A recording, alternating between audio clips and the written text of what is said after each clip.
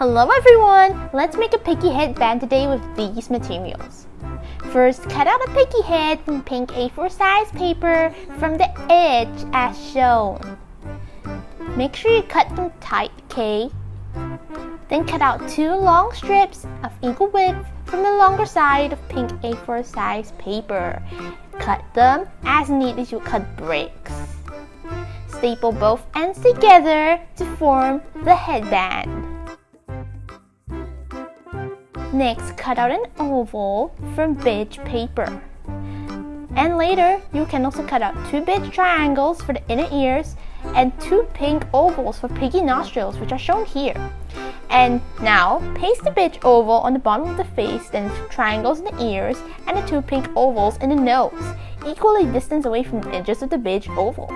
Then draw 2 eyes above the snout for black marker. Then, paste the piggy's head on the headband. Wasn't this snorta fun?